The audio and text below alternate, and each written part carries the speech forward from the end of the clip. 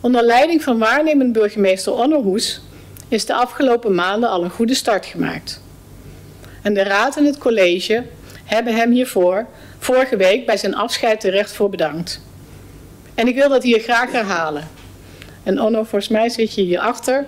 Maar dank Onno, ik zeg het even, half in de camera. Dank voor de rust en de ontspanning die je in dit stadsbestuur en deze stad hebt gebracht. Zelf ben ik ook meerdere malen nieuwe wegen ingeslagen. Op mijn 18e ging ik weg uit Limburg om in Tilburg algemene economie te gaan studeren. En van Tilburg ging ik naar Haarlem om van daaruit uiteindelijk in Amsterdam te gaan wonen en werken. Mijn honger om nieuwe dingen te leren, nieuwe mensen te leren kennen en nieuwe gewoonten te leren was groot. Ik heb veel mooi werk mogen doen en veel geleerd. Ik ben onderzoeker geweest, adviseur, ondernemer, directeur en commissaris. Maar na 25 jaar voor het openbaar bestuur gewerkt te hebben, wilde ik zelf gaan meebesturen.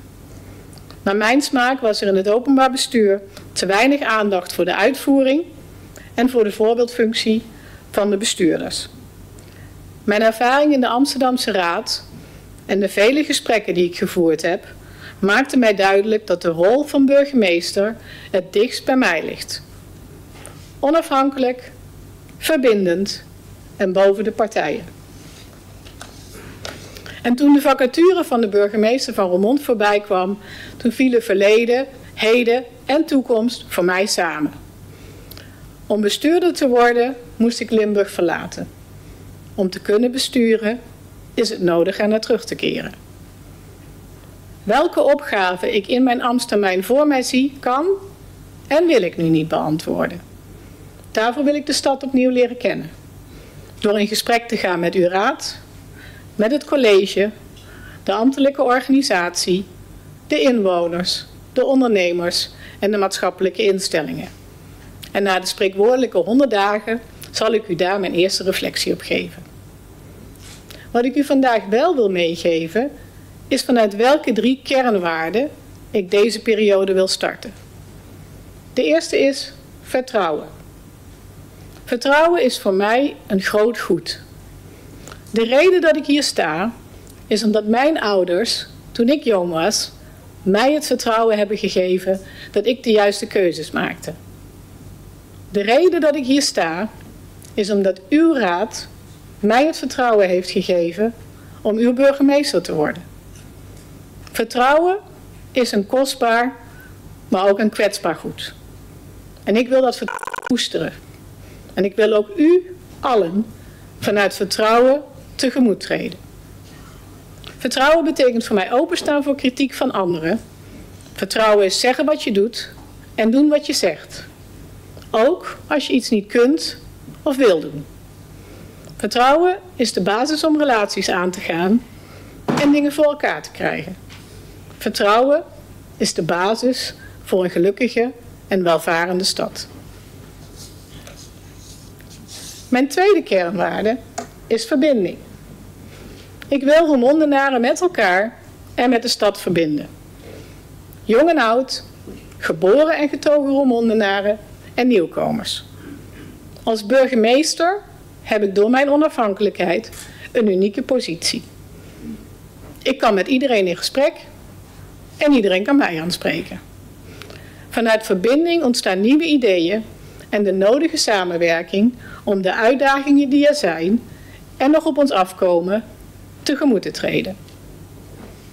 Dat geldt ook voor de verbinding en samenwerking in de regio. En mijn collega-burgemeesters die hinten daar al op.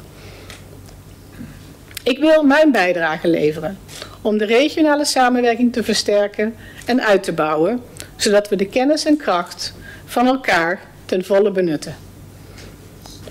Und zu unseren Freunden in der Euregio möchte ich sagen, ich freue mich auf die Zusammenarbeit mit den deutschen Gemeinden, der Euregio Rhein-Maas-Nord und unsere Partnerstädte. Unsere gemeinsame Aufgabe ist es, in Verbindung zu bleiben und zusammenzuarbeiten. Das ist und bleibt wichtig, vor allem für das Wohlbefinden unserer Einwohner. Mijn derde kernwaarde is waardigheid. Het ambt van burgemeester vereist wat mij betreft dat je het waardig invult. Dat je anderen respectvol tegemoet treedt. Zodat het ambt zelf en het openbaar bestuur dat het representeert ook gerespecteerd worden.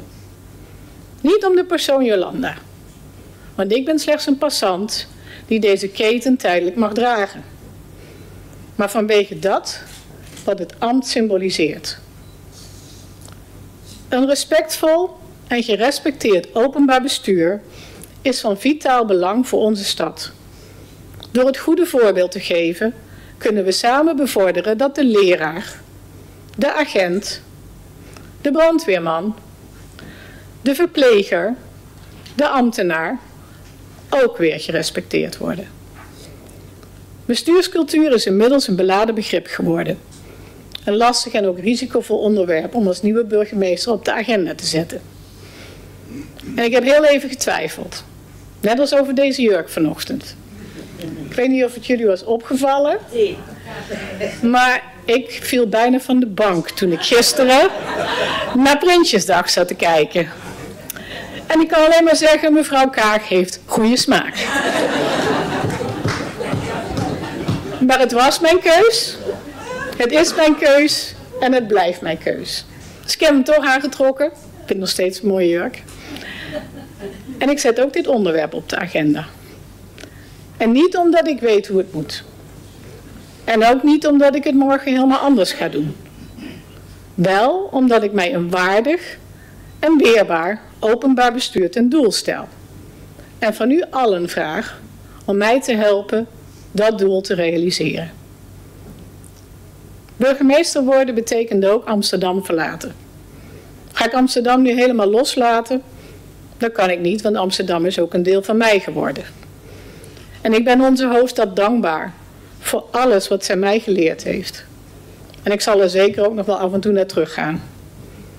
Maar Roermond, en waar ik vandaag heb geleerd ook de regio, heeft mij in korte tijd dat ik er ben al laten zien dat ik heel veel zaken die ik zo waardeer aan de grote stad terug kan vinden.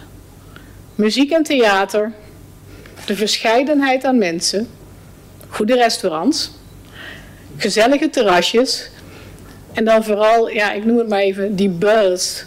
Die hoort bij een stad wiens schaduw groter is dan de feitelijke omvang doet vermoeden. Lieve mensen, ik ga afronden. Dank dat u hier vandaag bent gekomen om dit moment met mij te beleven. Dank aan de sprekers voor de mooie woorden. De gouverneur, plaatsvervangend voorzitter van de raad, de loco-burgemeester, de burgemeester van Roerdalen, de voorzitter van de veiligheidsregio en de oberburgemeester van München-Gladbach. En dank ook aan Willeke Simons, ik zie haar even niet, voor de muzikale bijdrage. Het was echt prachtig. Dank je wel daarvoor. Dank aan alle mensen die mij geholpen hebben in de voorbereiding op dit ambt.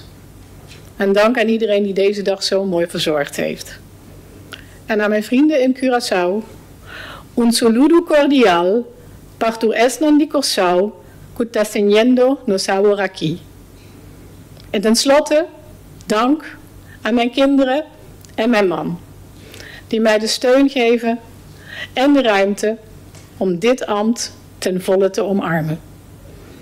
Vergonder en een schone tijd vermaken. Hoe het leefde voor de stad. Dank u wel.